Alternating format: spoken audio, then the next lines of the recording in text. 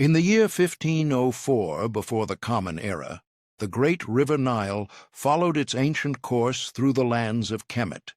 the black soil kingdom that would later be known to Greek travelers as Egypt.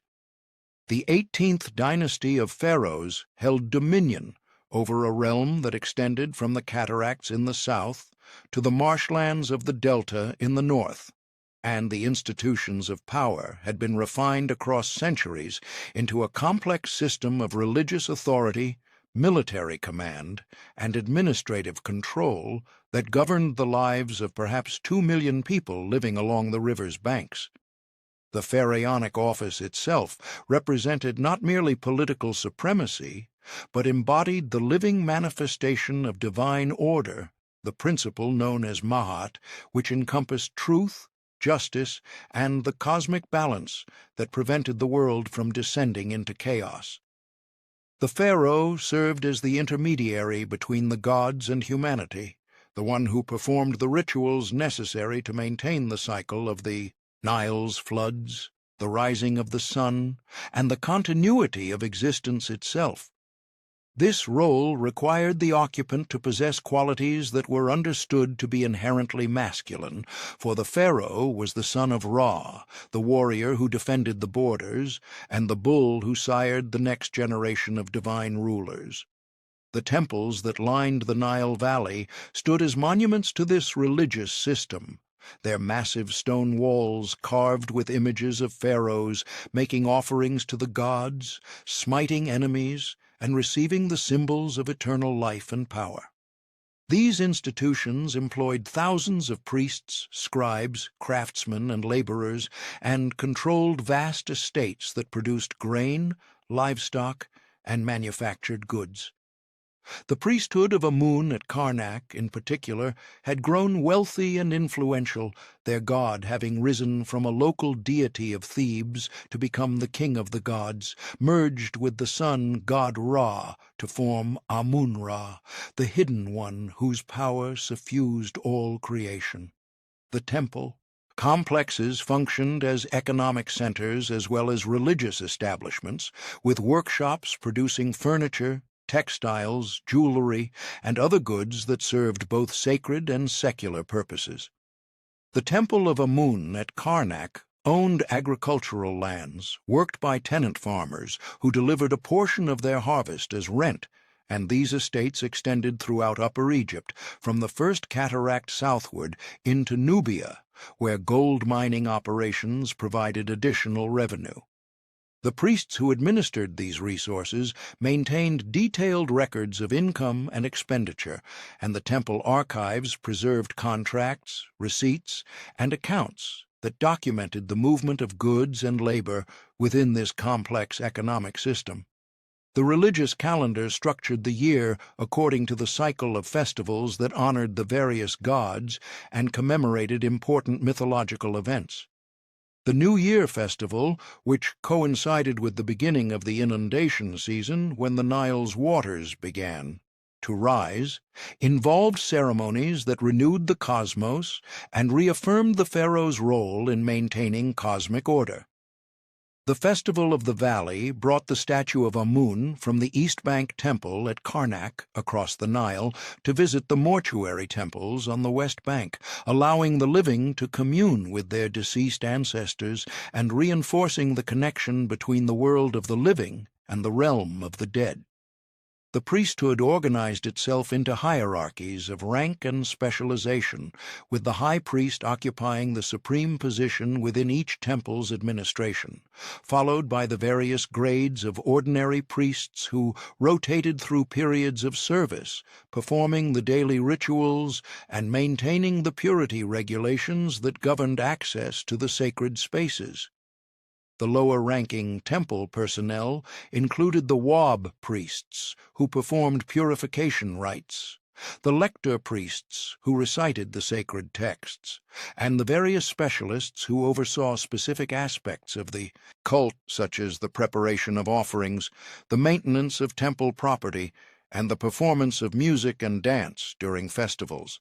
The education of priests began in childhood, as boys from priestly families learned to read and write, the hieroglyphic and hieratic scripts, memorized the prayers and hymns necessary for temple service, and studied the ritual procedures that governed every aspect of sacred practice.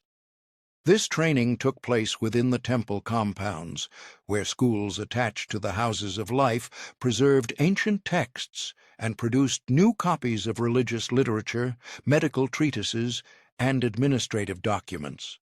The curriculum included instruction in mathematics necessary for calculating temple revenues and construction measurements, astronomy for maintaining the ritual calendar, and the interpretation of omens and dreams that revealed the will of the gods. The administrative machinery of the state functioned through a hierarchy of officials, from the vizier, who oversaw the dual bureaucracies of Upper and Lower Egypt, down through provincial governors, tax collectors, and the scribes who recorded every transaction in the cursive script known as hieratic on papyrus scrolls that were stored in temple and palace archives. The military maintained garrisons along the borders and in Nubia to the south, where gold mines produced the wealth that filled the royal treasuries, and expeditions traveled to distant lands to secure cedar from Lebanon, incense from Punt, and tribute from conquered territories. Into this established order, in the 15th year of the reign of Pharaoh Thutmose I, a daughter was born to the king and his principal wife, Amos. The child was named Hatshepsut, which meant foremost of noble women, a name that carried no particular significance beyond the conventional honorifics bestowed upon royal daughters. At the time of her birth, the succession appeared secure through the male line, for Thutmose I had sons by secondary, wives, and the expectation remained that one of these princes would assume the double crown of Upper and Lower Egypt upon their father's death. The royal household in which Hatshepsut spent her early years occupied apartments within the palace complex at Thebes, the southern capital that had become the political and religious center of the reunified kingdom after the expulsion of the Hyksos rulers who had controlled the Delta region for more than a century. The palace itself formed part of a larger urban landscape that included the Temple of Amun at Karnak, which was undergoing continuous expansion, the residential quarters of officials and priests, workshops where craftsmen produced luxury goods for the court and the gods, and the agricultural hinterland that supplied the city with grain, vegetables, and livestock. Royal children, both male and female, received instruction from tutors who taught them to read and write the hieroglyphic script, to recite the prayers and hymns necessary for religious observances, and to understand the stories of the gods and the history of the kingdom. Hatshepsut would have learned the tale of Osiris, the good king who was murdered by his brother Set and resurrected through the magic of his wife Isis, becoming the ruler of the afterlife and the model for all deceased pharaohs. She would have studied the titles and epithets of the gods, the proper procedures for offering ceremonies, and the calendar of festivals that structured the ritual year. The education of royal children took place within designated areas of the palace complex, where rooms served as classrooms and libraries held papyrus rolls containing the texts used for instruction. The youngest students began by learning the hieroglyphic signs through repetitive copying exercises, writing on broken pottery sherds or limestone flakes, because papyrus remained too valuable to waste on beginners. As they progressed, they graduated to writing on papyrus rolls, first copying established texts such as the instructions of Ptahhotep or the story of Sinuhe, and then composing their own letters and compositions under the guidance of experienced scribes. Beyond literacy, the royal curriculum included instruction in mathematics, particularly the practical arithmetic necessary for calculating areas, volumes, and quantities used in administrative work and building projects. Students learned to work with fractions, to solve problems involving the distribution of rations or the measurement of fields, and to understand the geometric relationships necessary for architectural planning. The mathematical texts preserved from ancient Egypt reveal a practical approach to numerical problems focused on finding solutions to real-world situations rather than on developing abstract theoretical principles. The study of religious texts occupied a significant portion of the educational program, as royal children needed to understand the complex mythological narratives that explained the origins of the world, the nature of the gods, and the proper performance of rituals. They learned the pyramid texts and coffin texts, collections of spells and utterances intended to ensure successful passage through the afterlife, and they studied the various theological systems developed by different priestly centers to explain the relationships between the gods and the structure of the cosmos. This religious knowledge was not merely academic, but carried practical importance, as members of the royal family would be expected to perform rituals and to participate in festivals throughout their lives. Physical training formed another component of royal education, though the specific activities would have differed for boys and girls. Male princes learned archery, chariot driving, and other martial skills that would prepare them for their future role as military leaders and defenders of Egypt's borders. Royal daughters learned the graceful movements required for religious processions and festival dances, and they practiced the deportment and bearing appropriate to their status. Both male and female royal children would have participated in swimming and other recreational activities, as the Egyptians valued physical fitness and enjoyed various forms of exercise and sport. The palace environment in which Hatshepsut grew up included gardens where exotic plants brought from foreign lands grew alongside native species, creating carefully designed landscapes that provided shade, fragrance, and visual pleasure. These gardens featured pools and water channels that allowed for irrigation and created habitats for fish and waterfowl, and the shade of sycamore and persea trees offered relief from the intense heat of the Egyptian summer. The gardens served both aesthetic and practical purposes, as the trees produced fruit, the flowers provided materials for garlands and perfumes, and the whole ensemble demonstrated the pharaoh's ability to create order and abundance even in the desert environment. The palace workshops produced the goods necessary for royal life and for the gifts and offerings that maintained the network of relationships between the pharaoh and the various institutions and individuals who comprised the ruling elite. Craftsmen worked in gold, electrum, copper, and bronze, creating jewelry, vessels, and decorative objects adorned with precious stones such as lapis lazuli, imported from Afghanistan, turquoise from Sinai, and carnelian and amethyst from desert sources. Other workshops produced fine linen textiles, woven in various weights and qualities from the flax that grew abundantly in the Nile Valley, and dyed with expensive pigments to create the colored fabrics worn by the elite and used in temple rituals. The food consumed within the royal household came from the palace estates and from the regular deliveries of tribute and taxation that flowed into the royal storehouses.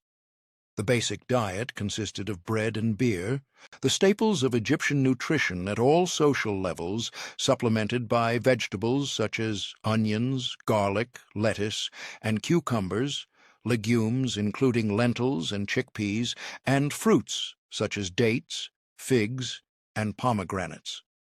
Meat came primarily from domesticated cattle, sheep, goats, and pigs, though wild game supplemented the diet, and the Nile provided fish and waterfowl that were caught, preserved, and prepared according to established culinary traditions. The preparation of food involved multiple stages of processing, from the grinding of grain into flour using stone querns, through the mixing and baking of bread in clay ovens heated with wood or dried dung, to the brewing of beer through a process that involved partially baking bread made from malted grain, crumbling it into water, and allowing fermentation to occur. Professional cooks working in the palace kitchens roasted meat over fires or boiled it in ceramic pots, seasoning dishes with salt, honey, and various herbs and spices, including coriander, cumin, and fenugreek. The presentation of food at royal meals involved the use of fine pottery and metal vessels, and servants attended to ensure that the diners received food at the proper temperature and in the proper sequence. The daily routine within the royal household followed patterns established by tradition, with the morning beginning at sunrise, when the king performed the rites necessary to awaken the god in the temple, ensuring that the sun would complete its journey across the sky. Meals were served at prescribed times, and the consumption of bread, beer, roasted fowl, and vegetables occurred within a social context that reinforced the hierarchies of the court. Women of the royal family occupied their own quarters and engaged in activities that included textile production, as weaving fine linen was considered an appropriate occupation for women of all social classes, including queens and princesses.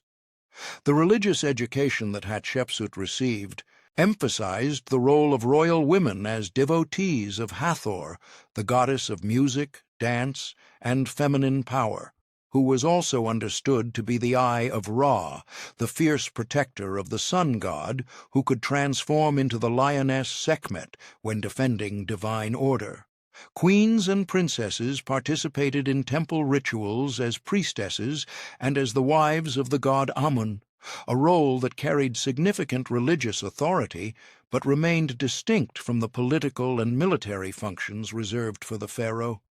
When Hatshepsut was perhaps 12 or 13 years of age, her father, Thutmose I, died, and the succession passed to her half-brother, a young man who took the throne name Thutmose II. The circumstances of this succession reflected the complex politics of the royal family, as Thutmose II was not the son of the great royal wife, but of a secondary wife named Mutnofret, and his claim to the throne required legitimation through marriage to Hatshepsut, who carried the bloodline of Ahmose and thus represented a more direct connection to the previous dynasty. This practice of brother-sister marriage among the royal family served to concentrate divine blood and to prevent the dispersal of political power to the families of non-royal wives, though such marriages did not necessarily involve emotional attachment or exclusive partnership, as pharaohs maintained harems of secondary wives and concubines who produced children who might themselves enter the succession if circumstances permitted. The marriage between Hatshepsut and Thutmose II followed the pattern established by previous generations, and she assumed the titles of Great Royal Wife and God's Wife of Amun, positions that carried religious duties and administrative responsibilities within the temple hierarchy. The reign of Thutmose II lasted perhaps 13 years, though the exact duration remains uncertain due to the fragmentary nature of the surviving records. During this period, Hatshepsut bore at least one daughter who survived to adulthood, a girl named Neferure, who would later play a role in the religious and political activities of her mother's reign. No sons were born to Hatshepsut and Thutmose II, and the heir apparent became a boy born to a secondary wife named Iset, a child who would eventually rule as Thutmose III. The administrative records from the reign of Thutmose II indicate that the kingdom maintained its established borders and conducted the routine business of government, collecting taxes, administering justice, and performing the religious ceremonies necessary to maintain Mayat. Military expeditions traveled to Nubia to suppress disturbances and to secure the gold supplies that funded the construction projects and foreign expeditions that demonstrated the power and wealth of the Egyptian state. The king commissioned building projects at Karnak and other temples, adding to the stone record of his reign in the conventional manner of pharaohs who sought to establish their legitimacy and to ensure their memory would endure after death. Thutmose II appears to have suffered from poor health, and the evidence suggests that he may have delegated significant administrative responsibilities to Hatshepsut during the later years of his reign, as inscriptions from this period occasionally mention her in contexts that exceeded the traditional role of a queen. When the king died, the succession passed to his young son, who was perhaps still a child of no more than 10 or 12 years, too young to perform the full duties of the pharaonic office without the guidance of experienced advisers. The boy was crowned as Thutmose III, and Hatshepsut assumed the role of regent, acting as the adult authority who would govern the kingdom until the young pharaoh reached maturity and could rule in his own right. This arrangement followed precedents established during previous periods when child kings had ascended to the throne, though the historical record preserves few details about how such regencies functioned in practice or what limits existed on the regent's authority. During the early years of the regency, Hatshepsut governed in the name of Thutmose III, issuing decrees and overseeing the administrative machinery of the state, while the young king remained in the palace, presumably receiving the education and training necessary for his future role. Inscriptions from this period describe her with the traditional titles of a queen, and the artistic representations show her in the conventional female form, wearing the garments and insignia appropriate to her station as the king's stepmother and the widow of the previous pharaoh. The temples continued to receive endowments, the bureaucracy continued to collect taxes and maintain records, and expeditions continued to travel to foreign lands to secure the exotic materials that Egyptian religion and court life required. The government functioned as it had during the previous reigns, with viziers, treasurers, and military commanders carrying out their assigned duties under the oversight of the regent who acted with the authority of the pharaoh's office, even if that authority technically belonged to the child king. Hatshepsut worked closely with a circle of officials who had served her father and her husband, men whose careers depended on their loyalty to the royal family and their ability to manage the complex affairs of the state. Among these advisers was a man named Senenmut, whose titles indicate that he held responsibilities related to the administration of temple estates, the supervision of construction projects, and the education of the Princess Neferur. The exact nature of Senenmut's relationship with Hatshepsut has been the subject of much speculation, but the contemporary records present him as a capable administrator who rose through the ranks of the bureaucracy through service to the crown. Another important figure was Hapuseneb, who served as high priest of Amun at Karnak and also held the office of vizier, combining religious and secular authority in a manner that strengthened the connection between the throne and the temple. Hapuseneb oversaw the religious establishments that controlled vast resources and employed thousands of people, and his support proved essential to the political developments that would unfold during the regency. The transformation of Hatshepsut's role from regent to pharaoh occurred gradually, over a period of perhaps 7 years, and the evidence suggests that this change unfolded through a series of steps rather than a single dramatic declaration. The earliest indications appear in inscriptions that begin to describe Hatshepsut with pharaonic titles alongside her queenly epithets, and in artistic representations that begin to blend masculine and feminine iconography, depicting her sometimes in female form and sometimes with the regalia and posture of a male king. By approximately the 7th year of the reign that had begun with the coronation of Thutmose III, Hatshepsut had assumed the full titulary of a pharaoh, including the throne name Mayatkare, which meant "truth is the soul of Ra," and the birth name Hatshepsut, now written within a cartouche as was proper for royal names. She adopted the traditional 5-part royal protocol with names that identified her as the Horus king, the two ladies, the golden Horus, the king of Upper and Lower Egypt, and the son of Ra, despite the fact that this last title traditionally emphasized the masculine succession from the sun god. The iconography that developed to represent Hatshepsut as pharaoh navigated the challenge of depicting a female ruler within a visual system designed to portray male kings.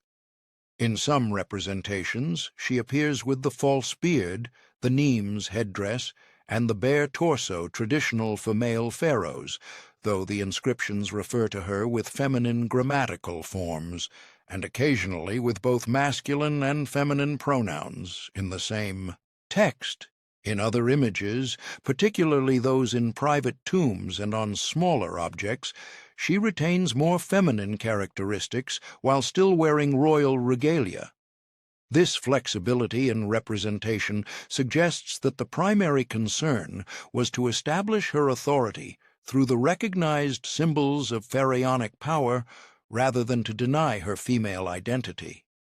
The theological justification for Hatshepsut's assumption of kingship appears in the extensive decorative program of her mortuary temple at Deir el-Bahari, where inscriptions and relief carvings present several complementary narratives that legitimated her rule. One of these narratives describes her divine birth, claiming that the god Amun himself, disguised as Thutmose I, had fathered her, making her not merely the daughter of a human king, but the physical child of the king of the gods. This myth of divine conception followed patterns established in the religious literature that described the birth of previous pharaohs and served to place Hatshepsut within the sacred lineage of god-kings. Another legitimating narrative inscribed at Deir el-Bahari describes Hatshepsut's coronation during the lifetime of her father, Thutmose I, claiming that the old king had recognized her as his successor and had conducted the ceremonies necessary to establish her as co-regent before his death. Whether this account reflects historical events or represents a posthumous justification for her kingship remains a matter of scholarly debate. But the inclusion of this narrative in the temple decoration indicates that Hatshepsut and her supporters considered it necessary to demonstrate that her assumption of power followed proper procedures and divine will rather than representing an illegitimate seizure of authority. The daily routine of Hatshepsut as pharaoh would have involved the same ritual obligations that occupied all holders of the office, beginning each morning with the ceremony of awakening the god in the temple, where the pharaoh or a priest acting in the pharaoh's name would break the seal on the shrine, reveal the statue of the deity, and present offerings of food, drink, clothing, and incense while reciting the prescribed hymns and prayers.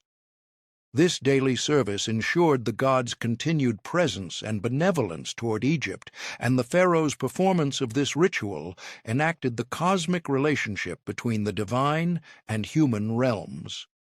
Administrative duties occupied much of the pharaoh's time, as Hatshepsut would have met with advisors to receive reports on tax collection, agricultural yields, construction projects, and military matters, issuing decrees and making decisions about resource allocation, official appointments, and policy matters.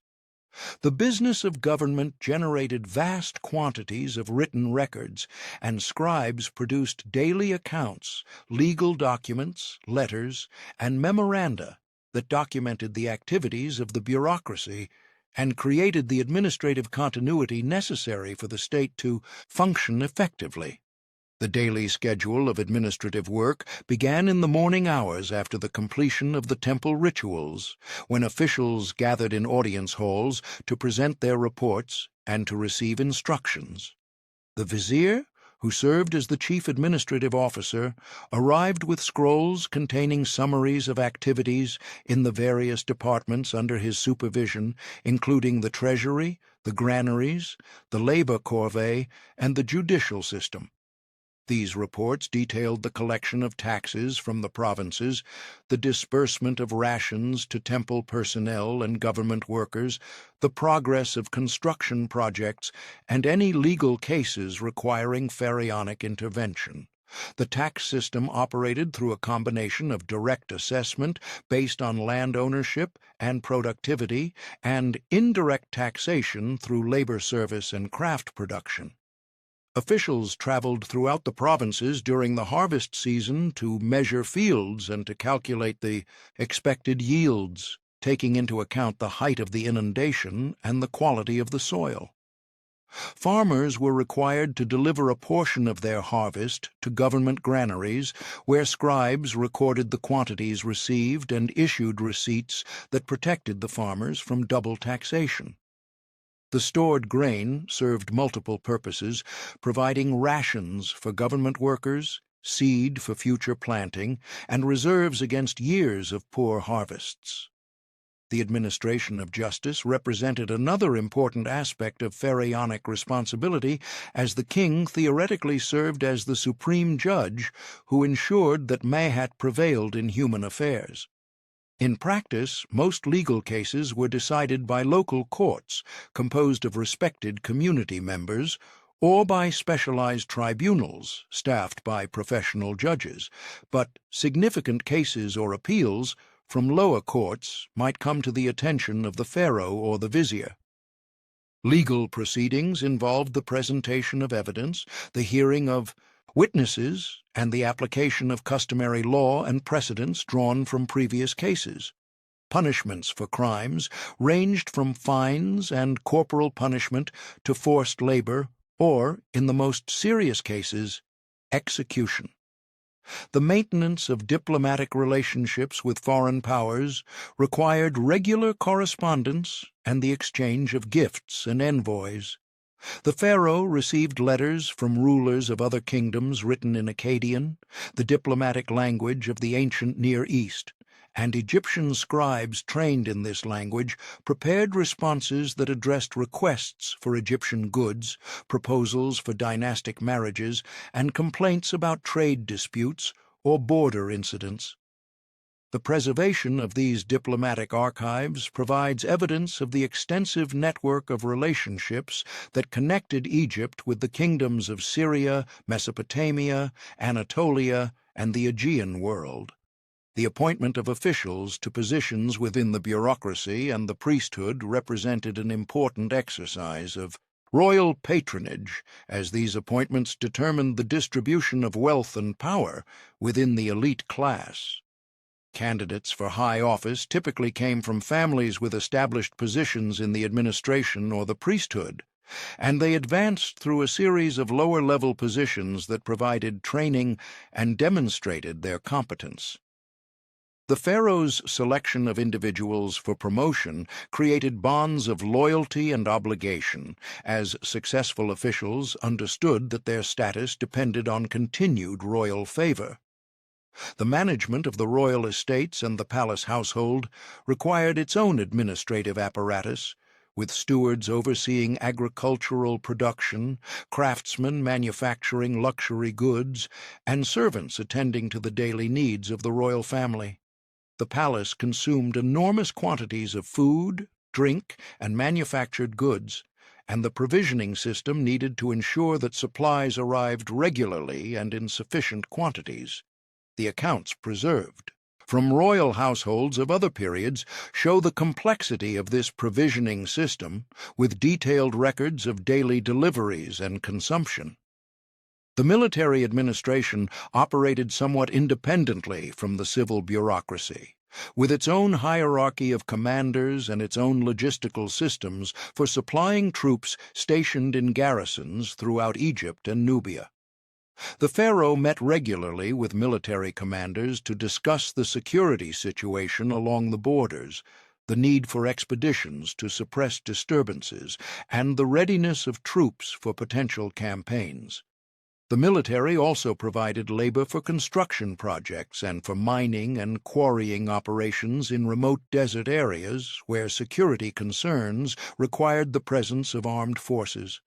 The religious obligations of the pharaoh extended beyond the daily temple ritual to include participation in major festivals and the dedication of new temples and monuments. These ceremonial occasions required elaborate preparations, as processions needed to be organized, offerings prepared, and the proper ritual procedures followed in precise detail.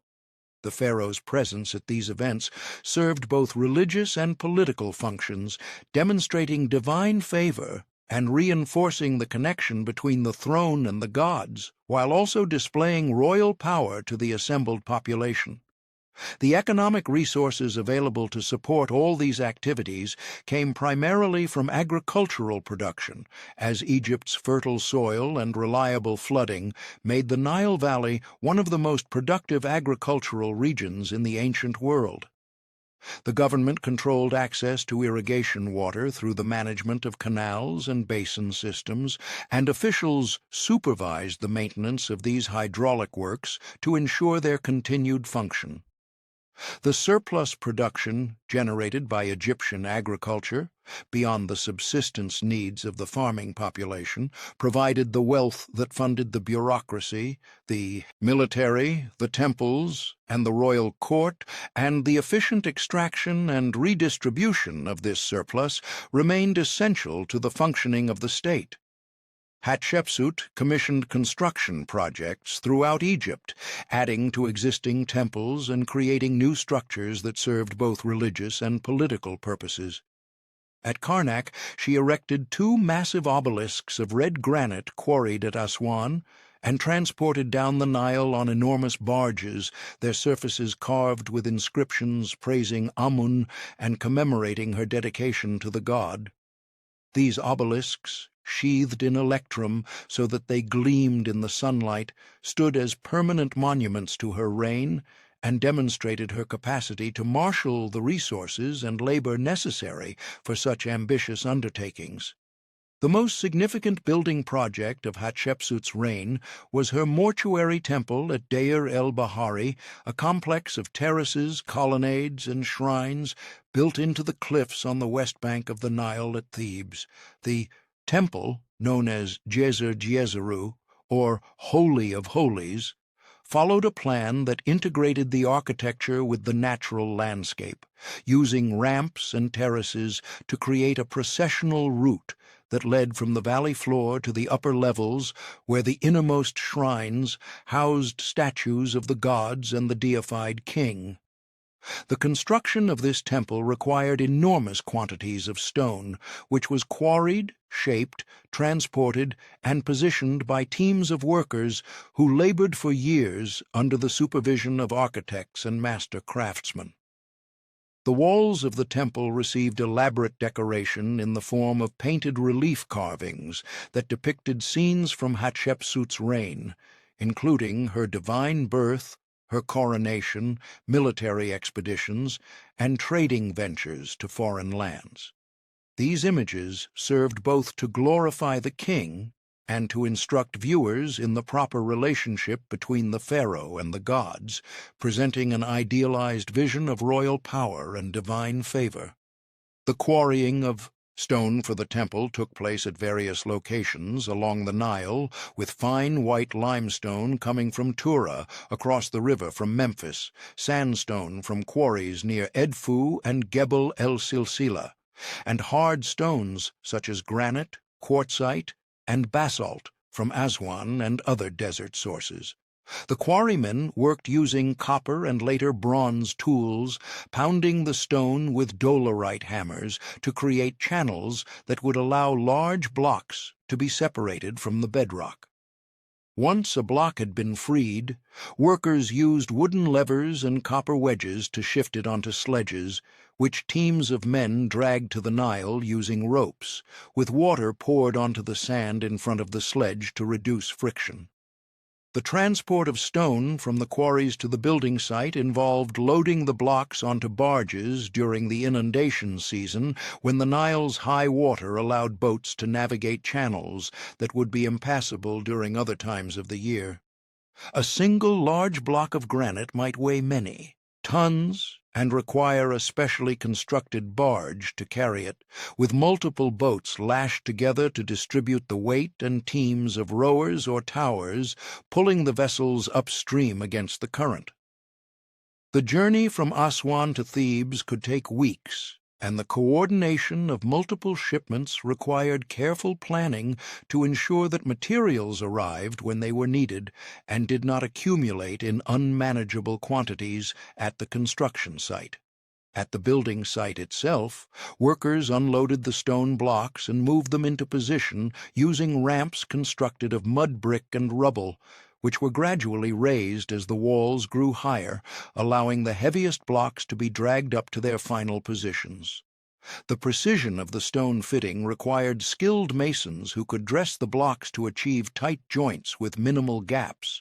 and the alignment of walls and columns depended on the careful use of measuring cords, plumb bobs, and water levels to ensure that horizontal and vertical lines remained true. The architectural plans for the temple existed as drawings on papyrus or ostraca, showing the layout of rooms, the dimensions of columns, and the locations of doorways and other features, and these plans guided the work of the master builders who translated them into three-dimensional structures. The decoration of the temple walls began after the basic construction was complete, with skilled sculptors carving the relief images and hieroglyphic texts into the stone surface using copper and bronze chisels and wooden mallets. The carving process involved first drawing the designs on the wall in red ochre or carbon black, then roughing out the major forms, and finally refining the details to achieve the smooth, precise finish that characterized high-quality Egyptian relief work. The sunken relief technique, where the background remains at the original surface level and the figures are carved into the stone, allowed the images to remain visible even in bright sunlight, while raised relief, where the background is cut away, leaving the figures projecting from the surface, created stronger shadows and more dramatic visual effects. After the carving was complete, painters applied pigments to the stone surface using mineral-based colors that included red and yellow ochres for earth tones, malachite for green, azurite for blue, carbon black, and gypsum white. These pigments were ground into fine powders and mixed with water and a binding medium, possibly gum arabic, to create paints that could be applied with brushes made from reeds or plant fibers. The painters followed strict conventions that dictated the appropriate colors for different subjects, with male figures typically painted in red-brown tones and female figures in yellow ochres, gods receiving distinctive color combinations that identified their specific identities, and hieroglyphic signs colored according to rules that enhanced their readability while maintaining aesthetic harmony. The labor force that built Deir el-Bahari included both permanent workers who lived in villages near the construction site and temporary laborers who were conscripted through the corvée system that required able-bodied men to contribute a certain number of days of work to royal projects each year. These workers received rations of bread, beer, and other necessities, and they lived in temporary camps where archaeologists have found evidence of daily life, including pottery, tools, and personal items. The organization of the workforce involved a hierarchical structure with architects and master craftsmen at the top, foremen supervising teams of specialized workers such as masons, sculptors, and painters, and gangs of general laborers performing the heavy work of moving materials and building ramps.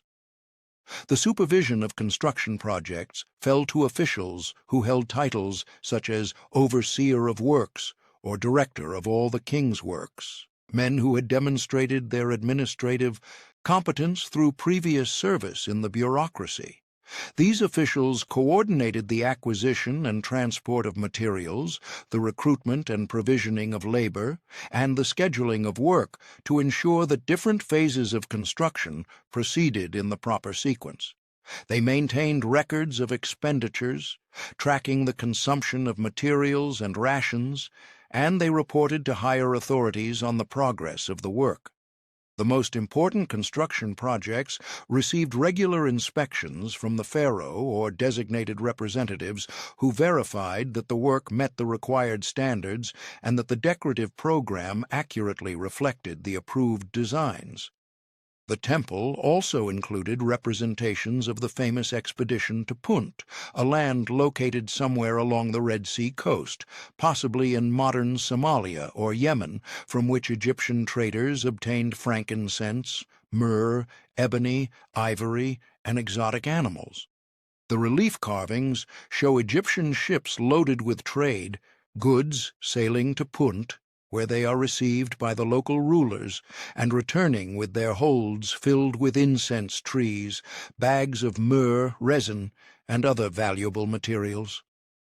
The inclusion of this expedition in the temple decoration emphasized Hatshepsut's success in securing the luxury goods necessary for temple rituals and demonstrated her capacity to project Egyptian power and influence beyond the traditional borders of the kingdom. The preparation for the Punt expedition began with the construction of ships in the dockyards along the Nile, where craftsmen built vessels capable of navigating both the river and the open waters of the Red Sea. These ships were constructed from Lebanese cedar and local acacia wood, with hulls assembled using mortise and tenon joints and lashings that held the planks together, and with decks that could accommodate cargo, crew, and the provisions necessary for a journey that might last several months. The ships were equipped with a single square sail, made from linen, which could be raised to catch favorable winds, and with oars that allowed the crew to maneuver when the wind failed or when entering harbors and navigating coastal waters. The expedition force assembled at a port on the Red Sea coast, most likely near modern Mersa Gawasses, where archaeologists have discovered evidence of ancient Egyptian maritime activity, including ship timbers, anchors, and inscriptions describing expeditions to Punt and other distant lands. The journey from the Nile Valley to the Red Sea coast required crossing the eastern desert, a harsh environment where water sources were scarce and where travelers faced the dangers of dehydration, extreme temperatures, and the possibility of encounters with desert nomads.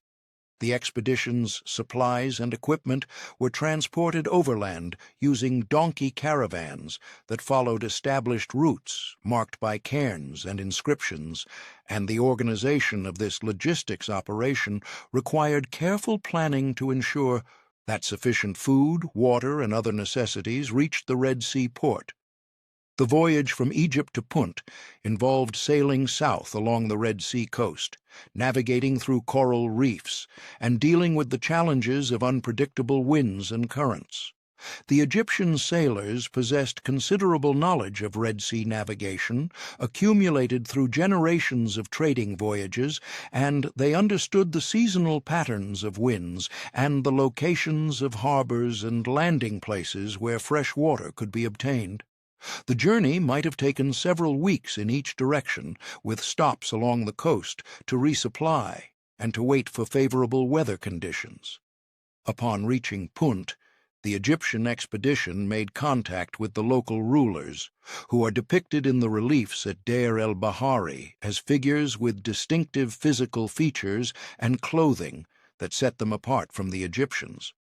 The exchange of goods involved presenting the local leaders with gifts, including Egyptian-manufactured items such as jewelry, weapons, and cloth, which served both as trade goods and as diplomatic presents that established relationships of friendship and mutual benefit.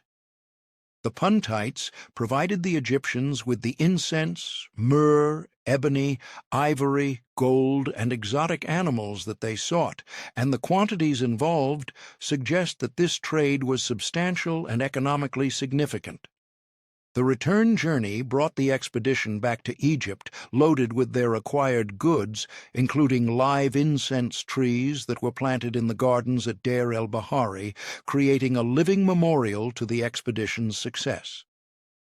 The myrrh and frankincense were essential for temple rituals, as these aromatic resins were burned as incense during offering ceremonies and were also used in the embalming process that prepared bodies for burial. The exotic animals, which may have included baboons, leopards, and giraffes, demonstrated the pharaoh's ability to command the resources of distant lands and to bring the marvels of foreign countries to Egypt. The reliefs depicting the Punt expedition at Deir el-Bahari provide detailed visual information about the journey, showing the ships under sail, the meeting with the Puntite leaders, the loading of goods, and the presentation of the expedition's results to Hatshepsut and the god Amun. These images served multiple purposes, documenting the expedition's achievements, glorifying the pharaoh who had organized it, and demonstrating to temple visitors the extent of Egyptian influence and the successful fulfillment of religious obligations to provide the gods with the finest materials. The inscriptions accompanying the reliefs describe the quantities of goods obtained and emphasize the peaceful nature of the exchange, presenting it as a mission of trade and diplomacy rather than military conquest. The military activities during Hatshepsut's reign appear to have focused primarily on maintaining control over Nubia and suppressing disturbances along the borders rather than on large-scale campaigns of conquest in Asia. Inscriptions record at least one military expedition to Nubia during the early years of her reign, and the administrative records indicate that the gold mines of Nubia continued to produce the wealth that funded temple construction and royal display.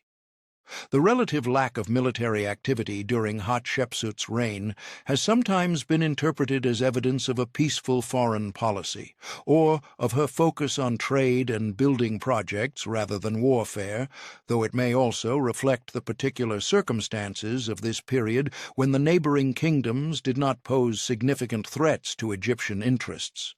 Throughout her reign, Hatshepsut maintained the fiction that Thutmose III remained the legitimate pharaoh, and official inscriptions often mention both rulers, sometimes describing them as co-regents who ruled jointly.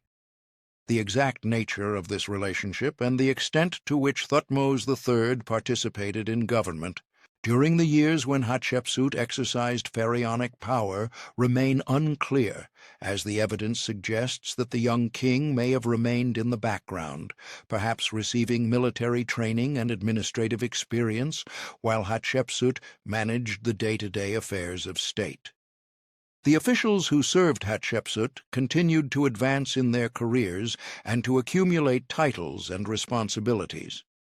Senenmut, in particular, appears frequently in the records as the supervisor of numerous construction projects and as the steward of Amun's estates, and he commissioned for himself an unusually elaborate tomb with multiple burial chambers decorated with astronomical ceilings and offering scenes. The prominence of Senenmut and other officials in the inscriptions and monuments of this period indicates that Hatshepsut rewarded loyalty and competence, maintaining the system of patronage that bound the bureaucracy to the throne. Senenmut's career trajectory illustrates the opportunities available to capable administrators in the Egyptian bureaucracy as he rose from relatively modest origins to become one of the most powerful figures in the kingdom. His titles included Steward of Amun, Overseer of all the king's works, and Tutor to the Princess Neferure, positions that gave him control over vast resources and placed him in close proximity to the royal family.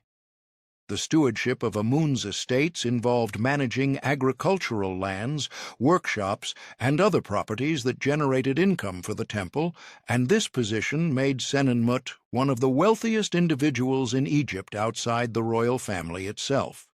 The supervision of construction projects required organizational skills and technical knowledge, as the overseer of all the king's works coordinated the activities of architects, craftsmen, and laborers working on multiple building sites simultaneously. Senenmut's responsibilities in this capacity included the construction of the temple at Deir el-Bahari, the erection of obelisks at Karnak, and various other building projects throughout Thebes and beyond. The successful completion of these projects enhanced Senenmut's reputation and strengthened his relationship with Hatshepsut, who depended on his administrative capabilities to realize her architectural ambitions. The role of tutor to Princess Neferure placed Senenmut in a position of trust and intimacy with the royal family, as the education and upbringing of royal children carried great importance for the future of the dynasty. Senenmut appears in statuary holding the young princess, a pose that typically depicted the relationship between a child and a parent or nurse, and these representations suggest the close bond that developed between the official and his royal charge. The inscriptions in Senenmut's tombs include prayers for Neferure's well-being and references to his devotion to her welfare, indicating that this relationship represented more than merely a professional obligation. Senenmut's tomb constructions reveal his wealth and his aspirations for the afterlife, as he commissioned at least 2 tombs, one at Sheikh Abd el-Qurna, near the Valley of the Nobles, and another at Deir el-Bahari, in proximity to Hatshepsut's mortuary temple. The tomb at Sheikh Abd el-Qurna followed conventional patterns for high officials, with a decorated chapel accessible to visitors and a burial chamber hidden beneath. But the tomb at Deir el-Bahari represented an unusual innovation, as it was cut into the rock directly beneath the forecourt of the royal temple, creating a physical connection between Senenmut's eternal resting place and the cult of his patron. The astronomical ceiling in one of Senenmut's tombs represents one of the earliest and most complete examples of this type of decoration, showing the constellations and deacons used to measure the passage of nighttime hours, along with representations of the planets and other celestial phenomena. This ceiling demonstrates Senenmut's interest in astronomy and timekeeping, knowledge that was necessary for maintaining the ritual calendar and for determining the proper moments for performing ceremonies. The complexity and accuracy of the astronomical representations suggest that Senenmut, or the artists working for him, possessed sophisticated understanding of celestial mechanics. Other officials who served during Hatshepsut's reign also left evidence of their careers in their tombs and in inscriptions at temple sites. Hapuseneb, the high priest of Amun, who also served as vizier, commissioned a tomb at Sheikh Abd el-Qurna that described his various titles and his service to the crown. The combination of religious and secular authority in Hapuseneb's person created a concentration of power that made him an essential supporter of Hatshepsut's regime, as he controlled both the administrative machinery of government and the religious institutions that provided theological legitimation for her rule. The vizier's responsibilities encompassed the supervision of the entire civil administration, including the judiciary, the treasury, the granaries, and the corvée labor system. The vizier heard reports from provincial governors, adjudicated disputes that could not be resolved at lower levels, and ensured that tax collection proceeded smoothly and that public works projects received necessary resources. The office required long hours of work and constant attention to detail, as the vizier needed to maintain awareness of conditions throughout Egypt and to respond quickly to problems and opportunities as they arose. The provincial governors, known as nomarchs, administered the various administrative districts into which Egypt was divided, overseeing local tax collection, maintaining order, and serving as the pharaoh's representatives in their regions. These officials came from locally prominent families who had held power in their provinces for generations, and their relationship with the central government involved a complex balance between loyalty to the throne and defense of local interests. The nomarchs maintained their own courts and bureaucracies, and they commissioned tombs and monuments that reflected their status and wealth. The treasury officials managed the collection, storage, and disbursement of wealth in various forms, including grain, gold, silver, copper, textiles, and manufactured goods. The treasurers maintained detailed accounts of income from taxes, temple endowments, foreign tribute, and mining operations, and they tracked expenditures for military campaigns, construction projects, religious offerings, and administrative salaries. The accumulation of wealth in the royal treasury provided the material resources necessary to support the state's activities, and the careful management of these resources ensured that the government could respond to emergencies and could fund ambitious projects. The military commanders who led Egyptian forces during Hatshepsut's reign occupied positions that combined martial skill with administrative competence, as the successful conduct of campaigns required not only tactical ability but also logistical planning and diplomatic skill. The commanders maintained garrisons along Egypt's borders, supervised the training of troops, and led expeditions into Nubia and other neighboring regions when disturbances required military intervention. The army also provided labor for mining and quarrying operations in remote desert areas where civilian workers would be vulnerable to attack from nomadic raiders. The scribes who staffed the various levels of the bureaucracy represented the educated elite who made the administrative system function, as their literacy and numerical skills allowed them to create and maintain the written records that documented government activities. The training of scribes began in childhood and involved years of instruction in reading and writing hieratic script, in arithmetic and accounting, procedures, and in the bureaucratic protocols that governed official correspondence and record-keeping. Scribal schools attached to temples and government offices produced the personnel necessary to staff the expanding bureaucracy, and successful graduates could advance to positions of considerable responsibility and wealth. The religious institutions received generous endowments during Hatshepsut's reign, as the pharaoh dedicated land, goods, and personnel to the temples, particularly to the cult of Amun at Karnak. The high priests of Amun wielded considerable influence, and the temple's wealth and power grew as successive pharaohs sought the god's favor and the priesthood's political support. Hatshepsut's close relationship with the Amun priesthood strengthened her religious legitimacy and provided institutional backing for her unprecedented position as a female pharaoh. The festivals that punctuated the Egyptian calendar continued to be celebrated with processions, offerings, and public ceremonies that brought the statues of the gods out of their temple sanctuaries to travel through the streets of Thebes and to visit other sacred sites. During the Opet festival, the statue of Amun journeyed from Karnak to the temple at Luxor, accompanied by the pharaoh and the priesthood in a ritual that renewed the king's divine power and confirmed the bond between the god and the ruler. These festivals served both religious and political functions, displaying royal authority to the population and reinforcing the cosmic order that the pharaoh embodied. The Opet festival took place during the second month of the inundation season, when the Nile's waters had risen and covered the fields, and when agricultural work paused, allowing the population to gather for the celebration. The festival lasted for several days, beginning with elaborate preparations at Karnak, where priests purified the shrine of Amun and prepared the god's statue for its journey. The statue, housed within a portable shrine called a bark, was carried on poles by priests who had undergone ritual purification, including shaving their entire bodies and wearing fresh linen garments, and who walked barefoot to maintain the necessary state of purity.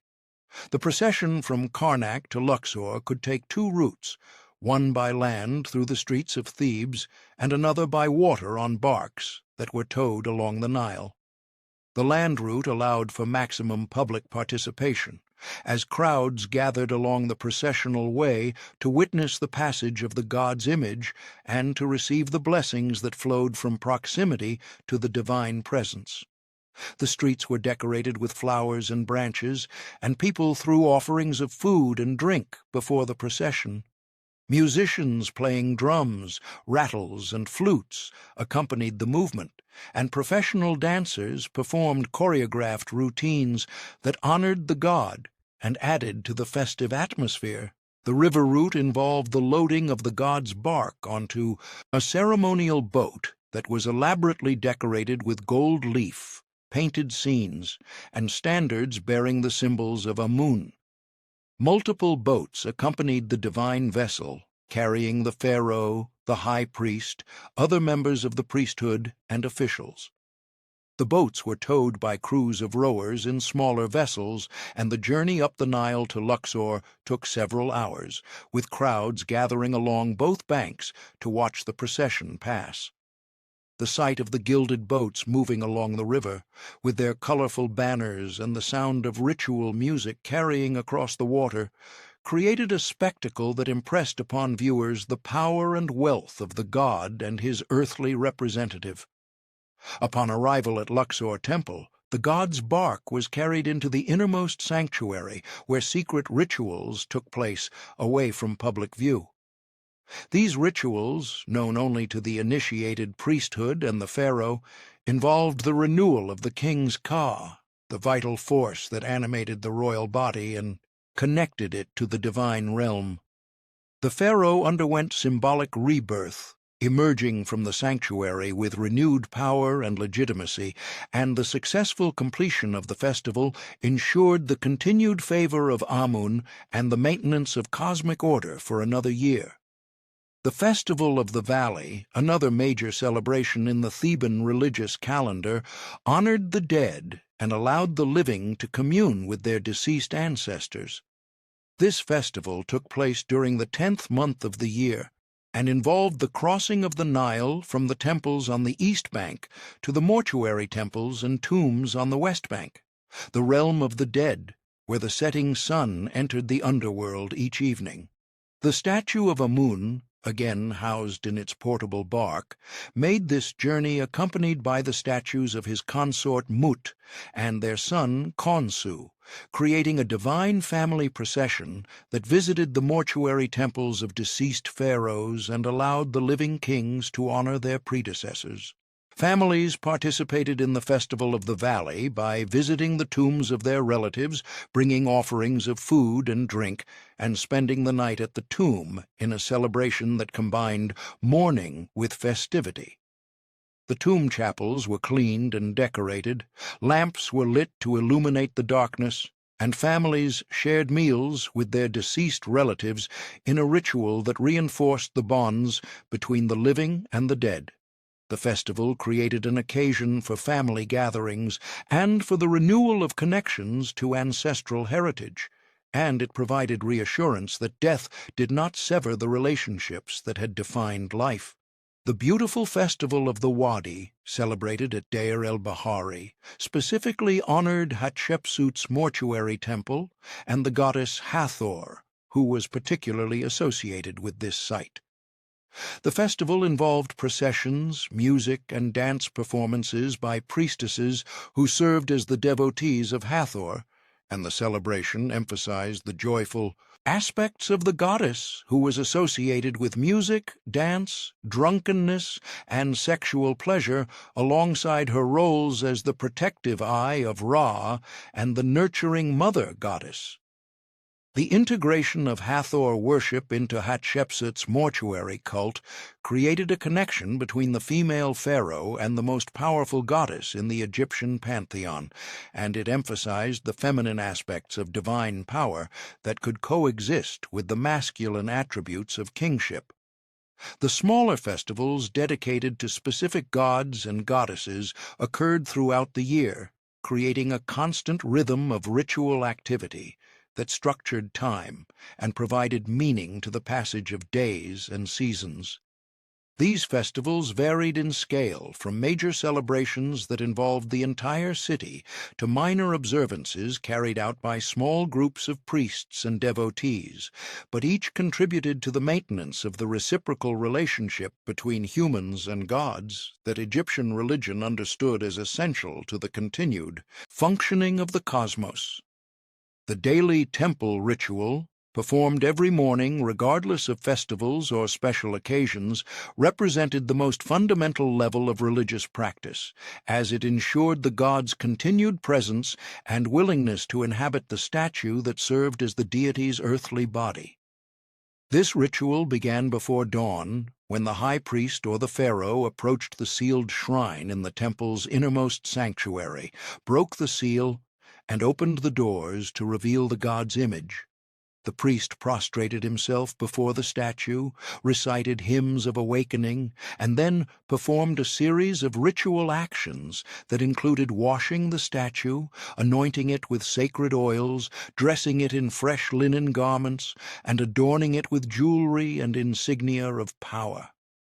After these purification and dressing rituals, the priest presented offerings of food and drink, including bread, beer, meat, fowl, vegetables, and fruits, arranged on offering tables according to prescribed patterns. The quantities of food offered were substantial, as major temples might present hundreds of loaves of bread and dozens of jars of beer each day, along with other provisions.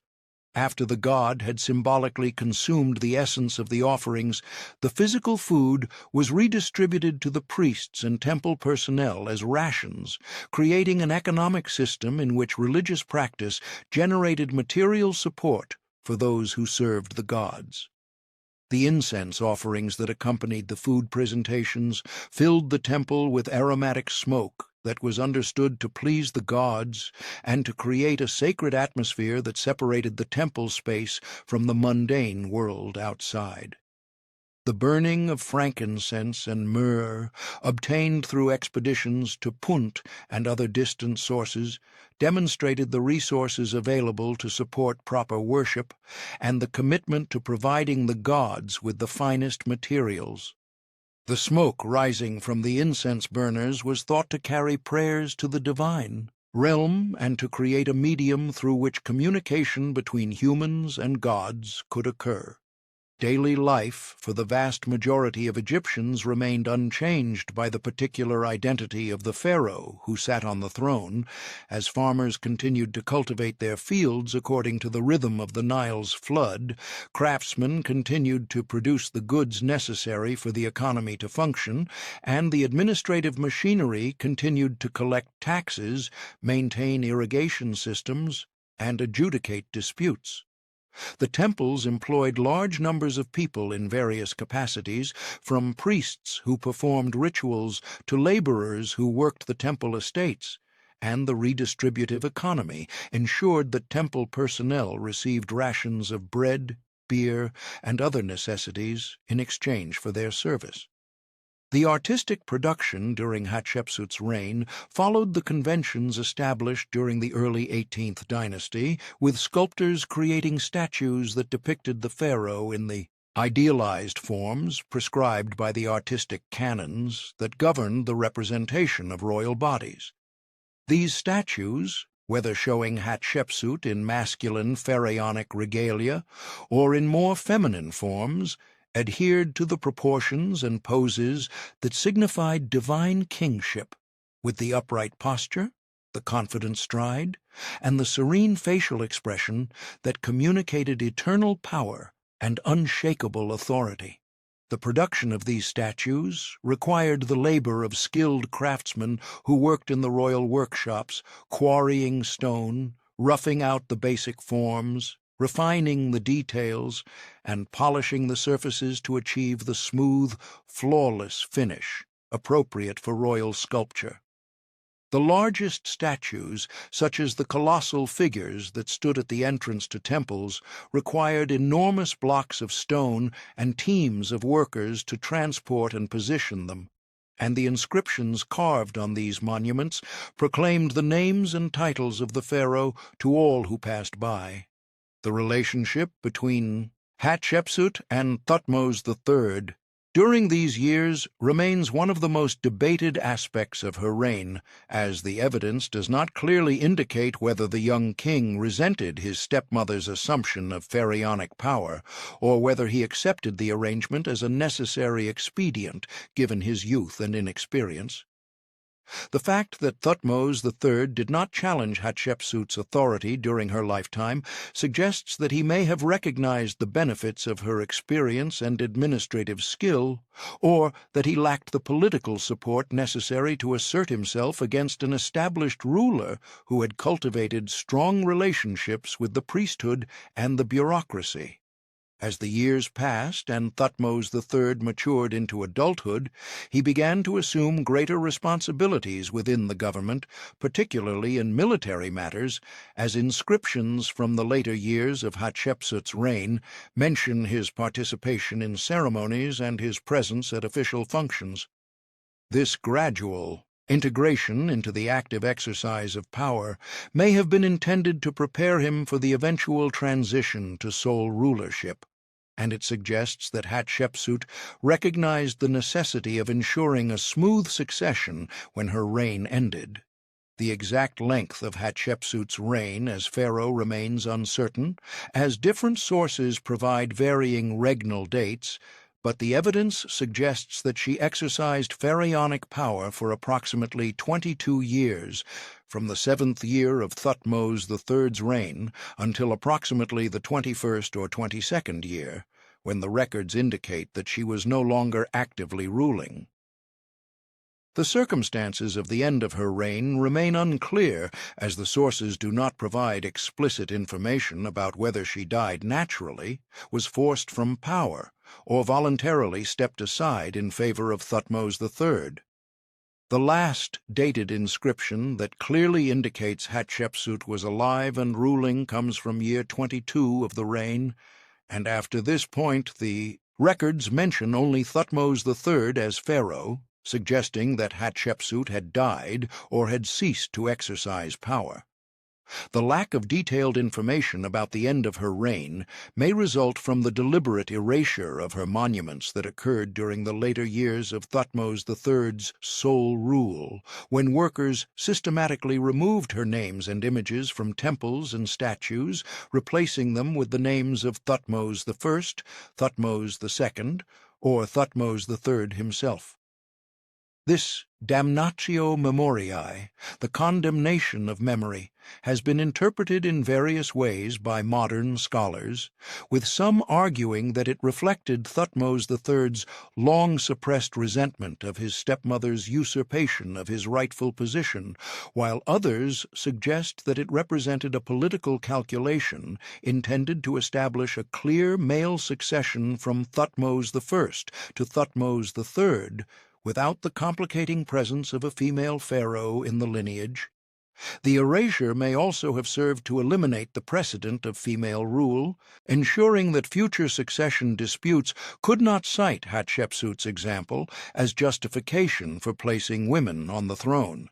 The work of removing Hatshepsut's names from monuments occurred gradually over many years, and the evidence suggests that it was not a comprehensive campaign of destruction, but rather a selective erasure that focused primarily on her titles and images as pharaoh while often leaving intact her representations as queen. The workers who carried out this task sometimes carved the replacement inscriptions carefully, matching the original style, while at other times they simply hacked away the offending texts and images, leaving rough scars on the stone surfaces that testify to the deliberate nature of the erasure. The archaeological evidence for the erasure campaign reveals a systematic approach that targeted specific monuments while leaving others untouched, suggesting that the work followed guidelines that distinguished between different types of representations and inscriptions.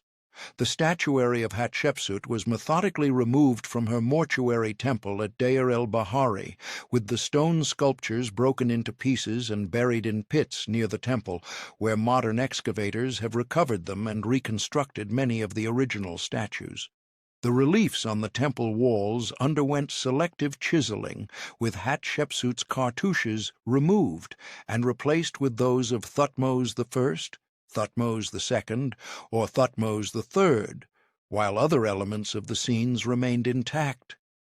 At Karnak, the obelisks that Hatshepsut had erected underwent partial erasure, with her names removed from accessible portions, while inscriptions higher up the shafts remained untouched, suggesting that the workers focused their efforts on the texts most visible to casual observers.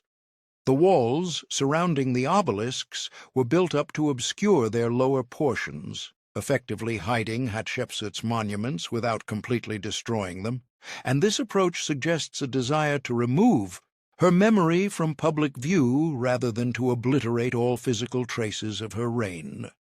The small portable objects bearing Hatshepsut's name, such as scarabs, amulets, and jewelry, were not systematically collected and destroyed, and many such items have survived to be discovered by archaeologists, indicating that the erasure campaign focused on monumental inscriptions and major statuary, rather than on attempting to eliminate every reference to the female pharaoh.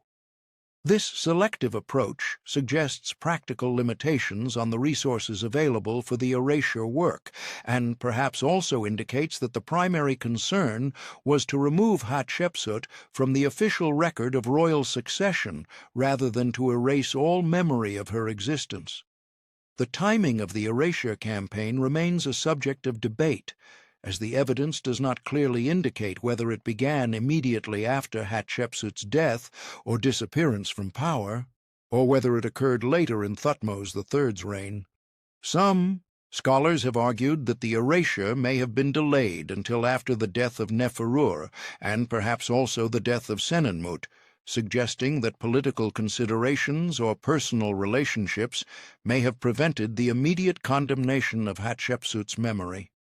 The gradual nature of the work and the fact that it appears to have occurred over several years support the interpretation that the erasure represented a deliberate policy decision rather than an emotional reaction to Hatshepsut's assumption of power.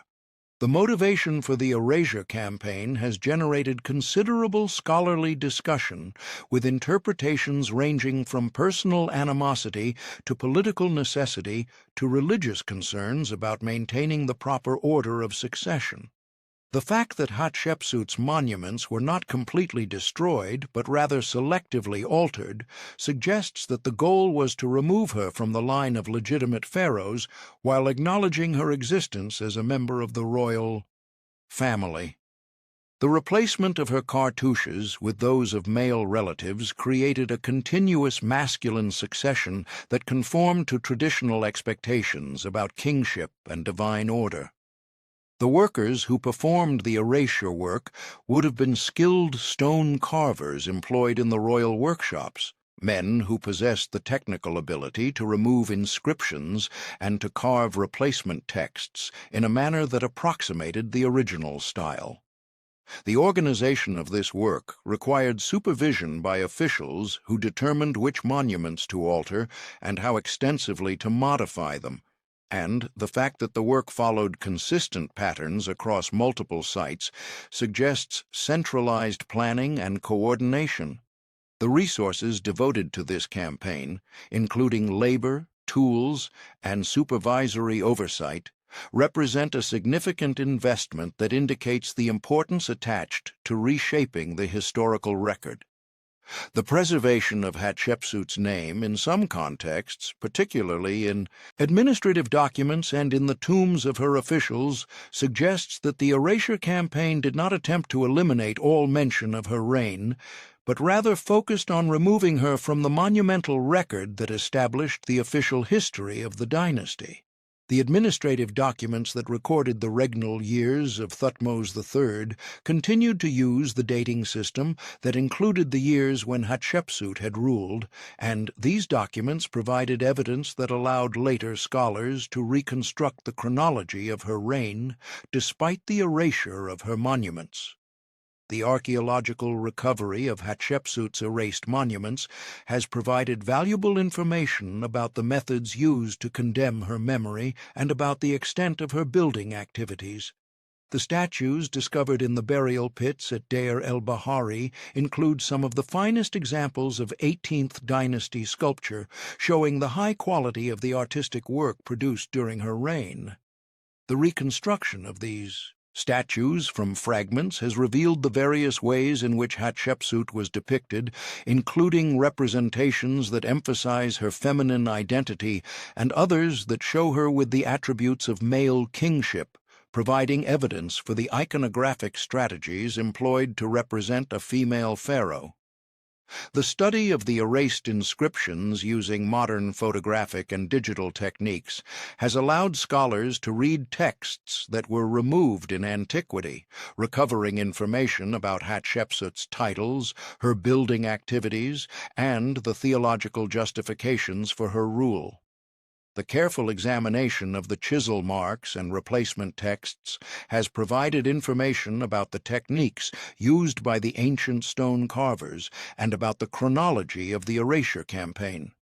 The combination of archaeological evidence with the study of preserved texts has enabled historians to construct a detailed account of Hatshepsut's reign, despite the deliberate attempts to remove her from the historical record. The impact of the erasure on subsequent Egyptian historical memory appears to have been significant, as later king lists often omitted Hatshepsut or referred to her in ways that minimized her role as pharaoh. The Turin Canon, a papyrus document from the Ramesside period that lists the kings of Egypt, appears to have included Hatshepsut, but in a manner that subordinated her to Thutmose III, and the Abydos king list, carved on a temple wall, omitted her entirely, presenting an unbroken succession of male pharaohs. These official histories reflected the political and ideological concerns of their creators rather than attempting to preserve an accurate record of past events, and they demonstrate how the control of historical memory served to legitimize current political arrangements. Hatshepsut's death, whenever and however it occurred, marked the end of one of the most unusual reigns in Egyptian history, as a woman who had begun her adult life as the daughter of a pharaoh and the wife of a pharaoh had transformed herself into a pharaoh in her own right, exercising the full powers of the office for more than 2 decades, and leaving behind an impressive legacy of building projects and administrative accomplishments. The exact location of her burial remains uncertain, as her mortuary temple at Deir el-Bahari did not include a tomb, and she may have been interred in a tomb in the Valley of the Kings, possibly the one designated KV-20, which was originally prepared for her father Thutmose I, and later modified to accommodate a second burial. Archaeological investigations have identified a mummy that may be Hatshepsut's remains, discovered not in a royal tomb, but in a cache of royal mummies that had been moved in antiquity to protect them from tomb robbers. The identification remains controversial and depends on fragmentary evidence, but if correct, it would indicate that despite the erasure of her monuments, Hatshepsut's body received the proper mummification and burial rites appropriate for a pharaoh, suggesting that whatever political motivations drove the later erasure of her memory, they did not extend to denying her the religious provisions necessary for her afterlife. After Hatshepsut's death or removal from power, Thutmose III ruled alone for more than 3 decades, conducting numerous military campaigns in Syria and Palestine that expanded Egyptian control in Asia and established the kingdom as the dominant power in the eastern Mediterranean. The extensive military records from his reign describe in detail the sieges, battles, and diplomatic negotiations that characterized this period of imperial expansion, and the tribute that flowed into Egypt from conquered territories funded lavish building projects and filled the temple treasuries. The contrast between Hatshepsut's reign, which emphasized building projects and trading expeditions, and Thutmose III's subsequent campaigns of military conquest has sometimes been interpreted as evidence that his aggressive foreign policy represented a reaction to her more peaceful approach, or that he sought to prove his martial valor after years of being overshadowed by his stepmother. However, this interpretation may impose modern assumptions about personality and motivation onto a more complex political and strategic situation, as the military campaigns of Thutmose III responded to specific threats and opportunities in the international system of the time, rather than simply expressing personal resentment. The memory of Hatshepsut was not entirely erased, as some monuments bearing her name survived the selective destruction, and references to her appear in texts from later periods that describe the 18th dynasty and its rulers. The priests who maintained the king lists and temple records preserved her name in some contexts, even if they did not always acknowledge her as a full pharaoh, and the administrative documents that recorded the dates of officials' appointments. And the progress of construction projects continued to use the regnal years from the beginning of Thutmose III's reign, which included the years when Hatshepsut had exercised power. In the centuries after her death, as successive dynasties rose and fell and Egypt experienced periods of internal division and foreign domination, the specific details of Hatshepsut's reign faded from active memory, and she became a relatively obscure figure in the long succession of pharaohs. The classical historians who wrote about Egypt, such as Herodotus and Manetho, did not include detailed accounts of her reign, and the later Egyptian king lists often omitted her entirely or referred to her only obliquely. The rediscovery of Hatshepsut's monuments began in the early 19th century, when European travelers and archaeologists began to explore the ruins of Thebes and to decipher the hieroglyphic inscriptions that covered the temple walls. The recognition that the name Hatshepsut appeared in cartouches and was associated with pharaonic titles gradually led to the realization that this woman had ruled as king, and subsequent excavations and scholarly research pieced together the evidence for her reign from the fragmentary and often defaced monuments that had survived. The temple at Deir el-Bahari, despite the damage inflicted during the erasure campaign and the centuries of weathering and stone robbing, preserved enough of its decorative program to allow archaeologists to reconstruct major aspects of Hatshepsut's building projects and political propaganda. The reliefs depicting the Punt expedition, the divine birth narrative, and the scenes of offering and coronation provided invaluable evidence for understanding how Hatshepsut justified and represented her unprecedented position as a female pharaoh. The excavation of tombs belonging to officials who served during Hatshepsut's reign, such as Senenmut, revealed additional information about the administrative and religious activities of this period, as the tomb paintings and inscriptions described the careers and responsibilities of these men and their relationships with the royal court. The discovery of statuary and other artifacts bearing Hatshepsut's names and images allowed scholars to study the iconographic strategies she employed to represent herself as pharaoh while acknowledging her female identity.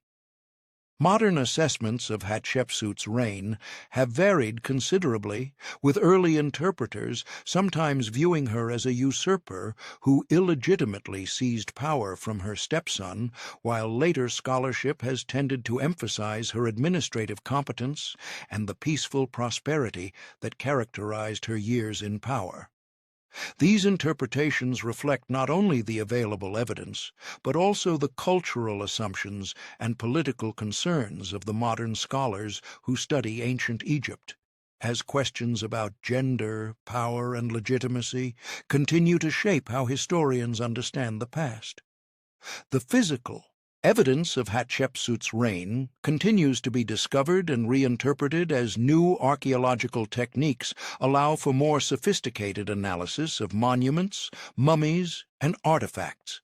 Recent studies using radiocarbon dating, DNA analysis, and other scientific methods have provided new insights into the chronology of her reign, the identification of her mummy, and the relationships between the members of the 18th dynasty royal family, though many questions remain unanswered and perhaps unanswerable given the limitations of the surviving evidence.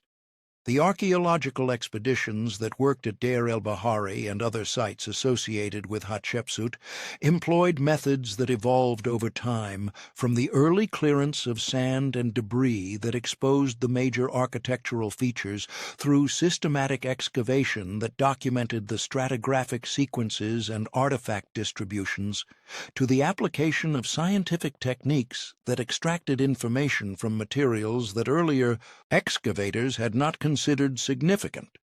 The recovery of botanical remains, animal bones, pottery fragments, and other seemingly mundane objects has provided evidence about daily life, economic activities, and environmental conditions during Hatshepsut's reign. The conservation and restoration of Hatshepsut's monuments has presented significant challenges as the stone surfaces have suffered from weathering, salt crystallization, pollution, and damage from earlier restoration attempts that used inappropriate materials and techniques. Modern conservation work employs scientific analysis to understand the deterioration processes affecting the stone, and uses reversible treatments that stabilize the material without causing further harm. The reconstruction of collapsed architectural elements and the reassembly of fragmentary statuary require careful study of the original construction methods and materials to ensure that modern interventions remain distinguishable from ancient work while supporting the structural integrity of the monuments. The display of Hatshepsut's monuments in museum collections around the world has made her reign accessible to audiences who cannot visit Egypt, though the removal of objects from their archaeological contexts has sometimes complicated the interpretation of their original functions and meanings. The statuary recovered from the burial pits at Deir el-Bahari now resides in museums including the Egyptian Museum in Cairo, the Metropolitan Museum of Art in New York, and various European institutions, where they serve both as objects of scholarly study and as exhibits that introduce general audiences to ancient Egyptian art and history. The documentation of Hatshepsut's monuments through photography, drawing, and digital recording has created an archive of information that supports ongoing research and preservation efforts. The early photographs taken by 19th-century travelers recorded conditions that have since changed due to continued deterioration and modern restoration work, providing baseline documentation that allows scholars to assess the rate and nature of changes to the monuments over time. Modern digital techniques, including three-dimensional scanning, photogrammetry, and multispectral imaging, capture details invisible to the naked eye and create virtual models that can be studied without requiring physical access to the monuments. The interpretation of Hatshepsut's iconography has benefited from comparative study of representations of other pharaohs and from analysis of the conventions that governed Egyptian artistic production. The blending of masculine and feminine attributes in Hatshepsut's images reflects the challenges of representing a female ruler within a visual system designed for male kings, and the solutions developed by Hatshepsut's artists influenced later representations of queenship and royal women. The flexibility evident in these images suggests that Egyptian artists possessed greater creative freedom than sometimes assumed, though they worked within a framework of conventions that maintained continuity and recognizability across generations. The study of the hieroglyphic inscriptions at Deir el-Bahari and other sites has required careful attention to grammatical details that reveal the gender of the person being described, as Egyptian language employed different forms for masculine and feminine subjects. The mixture of grammatical genders in texts referring to Hatshepsut, with masculine forms used in pharaonic titles and feminine forms in other contexts, demonstrates the complexity of expressing female kingship in a language and culture that expected pharaohs to be male. The analysis of these linguistic choices provides insight into how Hatshepsut and her scribes navigated the conceptual challenges of representing unprecedented political realities. The broader context of gender and power in ancient Egypt has informed scholarly understanding of Hatshepsut's reign, as researchers have identified other instances of powerful royal women who wielded authority either as regents for child kings or as queens who influenced their husbands' decisions. These comparisons suggest that Egyptian society recognized the capacity of women to exercise political power even within a framework that privileged male authority, and that Hatshepsut's assumption of the pharaonic office represented an extreme example of a more general pattern rather than an absolute break from precedent. The religious roles available to royal women, particularly the title of God's wife of Amun, provided institutional positions through which women could wield significant influence over temple administration and economic resources. The economic dimensions of Hatshepsut's reign have received increasing attention from scholars who analyze the administrative documents, architectural evidence, and material remains to understand the sources of wealth that supported her building projects and the distribution of resources within the economy. The temple estates controlled vast agricultural lands, workshops, and labor forces, and the management of these resources required sophisticated accounting practices and administrative systems.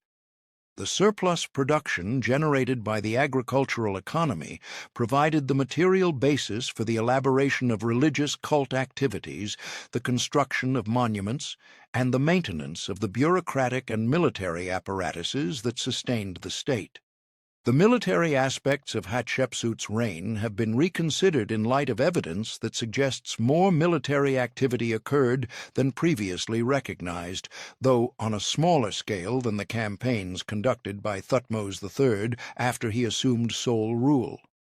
The inscriptions that record expeditions to Nubia and the maintenance of garrisons along the borders indicate that Hatshepsut attended to military matters and ensured the security of Egypt's territories and access to resources, such as gold.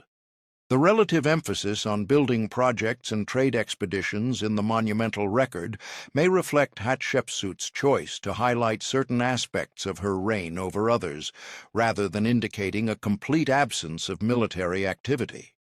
The broader context of Hatshepsut's reign within Egyptian history reveals that female rulers were exceptional but not unprecedented, as several queens had exercised power during earlier periods, though usually as regents for child kings rather than as pharaohs in their own right. The religious and ideological framework of Egyptian kingship strongly associated the pharaonic office with masculine attributes and with the role of the son who succeeds his father, and Hatshepsut's assumption of male royal titles and regalia represented an attempt to work within this framework rather than to challenge it fundamentally. The comparison of Hatshepsut with other female rulers in Egyptian history, such as Sobekneferu of the 12th dynasty and the later Ptolemaic queens, including Cleopatra VII, reveals both similarities and differences in how these women navigated the challenges of exercising power in a patriarchal society. Sobekneferu adopted pharaonic titles and regalia in a manner similar to Hatshepsut, though the evidence for her reign is much more fragmentary, while the Ptolemaic queens operated within a different political and cultural context that allowed for more explicit acknowledgement of female power. The Greek conception of queenship differed from the Egyptian model, and the Ptolemaic dynasty's adoption of both Greek and Egyptian royal customs created a hybrid system that permitted greater flexibility in gender roles. The question of how Hatshepsut's subjects perceived her rule remains difficult to answer with certainty, as the evidence comes primarily from official monuments and elite tombs, rather than from sources that would reveal the opinions of ordinary people. The monumental record presents an idealized vision of successful pharaonic rule characterized by temple construction, trading expeditions, and the favor of the gods, but it tells us little about whether farmers in the provinces or workers in urban workshops thought about the unusual circumstance of having a female pharaoh. The lack of evidence for popular resistance or discontent suggests either that most Egyptians accepted Hatshepsut's rule or that any opposition left no trace in the archaeological and textual record.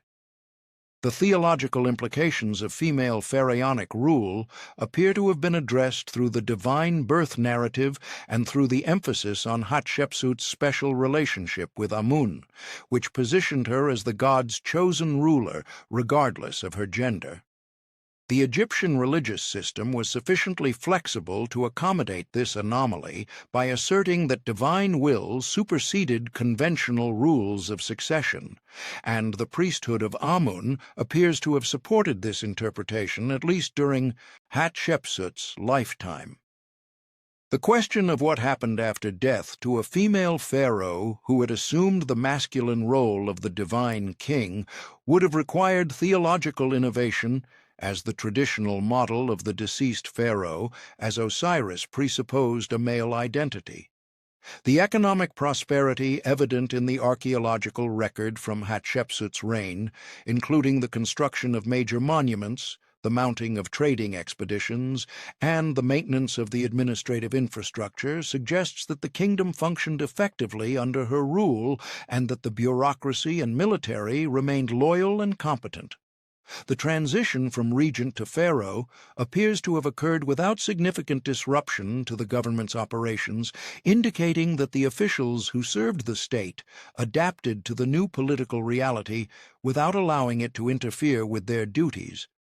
The continuity of administrative practices and the successful completion of major projects demonstrate that technical competence and institutional stability mattered more for the effective functioning of the state than did the particular gender of the ruler. The artistic innovations associated with Hatshepsut's reign, particularly the development of new iconographic formulas for representing a female pharaoh, influenced later Egyptian art and contributed to the evolution of royal imagery. The temple at Deir el-Bahari introduced architectural features and decorative programs that later builders would adapt and modify, creating a legacy that extended beyond Hatshepsut's personal reign.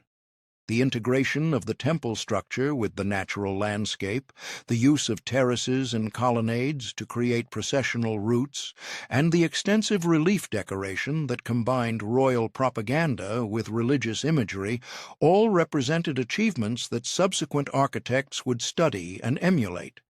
The scholarly debates about Hatshepsut's reign continue to evolve as new evidence emerges and as new, theoretical approaches to ancient history provide different perspectives on questions of gender, power, and legitimacy. Feminist historians have seen in Hatshepsut an example of a woman who succeeded in breaking through barriers of gender discrimination to achieve political power, while more skeptical scholars have emphasized the exceptional circumstances that allowed her to rule and the fact that her example did not lead to fundamental changes in Egyptian attitudes toward female rulers. These different interpretations reflect broader debates about historical change and the relationship between individual agency and social structures. The preservation and study of Hatshepsut's monuments serves contemporary purposes beyond the accumulation of historical knowledge, as her reign provides material for discussions about gender equality, political authority, and the construction of historical memory. The fact that her monuments were deliberately defaced in antiquity and then rediscovered and restored in modern times creates a narrative of erasure and recovery that resonates with contemporary concerns about whose voices are heard in historical accounts and whose contributions are remembered or forgotten. The ongoing work of conserving and interpreting Hatshepsut's legacy involves both technical challenges of preserving fragile ancient materials and interpretive questions about how to present her reign to contemporary audiences. The institutions that Hatshepsut governed, the temples, the bureaucracy, the military, and the economic systems that sustained the state, continued to function according to established patterns after her death, as the administrative machinery proved resilient enough to accommodate the unusual circumstance of a female pharaoh and then to return to the more conventional male succession. The officials who had served Hatshepsut continued their careers under Thutmose III, and the religious establishments that had supported her claim to divine kingship adapted to the new political reality without apparent disruption. The artistic and architectural legacy of Hatshepsut's reign contributed to the development of Egyptian temple architecture and sculpture, as the innovations introduced at Deir el-Bahari influenced later mortuary temples, and the iconographic solutions developed to represent a female pharaoh expanded the visual vocabulary available to Egyptian artists. The obelisks she erected at Karnak stood for centuries as monuments to her devotion to Amun, and even after her names were erased, the physical presence of these massive stone pillars testified to the ambition and resources of her reign. The theological narratives that legitimated Hatshepsut's rule, particularly the divine birth story that claimed Amun as her father, followed precedents established in earlier religious literature but received particularly elaborate expression in the relief carvings at Deir el-Bahari. These narratives emphasized the divine nature of pharaonic power and the sacred character of the royal succession, presenting kingship as a gift from the gods rather than as a purely human political arrangement, and they contributed to the ongoing development of Egyptian religious thought about the relationship between the divine and human realms. In the long perspective of Egyptian history, Hatshepsut's reign occupies a relatively brief period during the 18th dynasty, which itself represents only one phase in the 3,000-year span of pharaonic civilization. The kingdom she governed extended from the First Cataract to the Mediterranean, and the administrative systems she employed had been refined over centuries of development, creating a stable framework that allowed the state to function despite the unusual circumstance of a female ruler.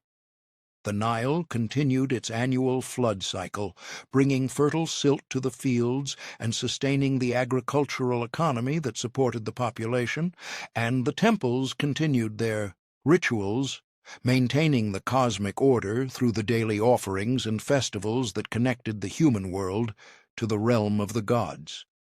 The workers who labored on Hatshepsut's building projects, the farmers who cultivated the fields that produced the grain stored in temple granaries, the scribes who recorded tax assessments and legal proceedings, the soldiers who garrisoned the forts along the Nubian frontier, and the priests who performed the daily temple services lived their lives within the structures and rhythms of a civilization that predated Hatshepsut's birth, and that would continue long after her death.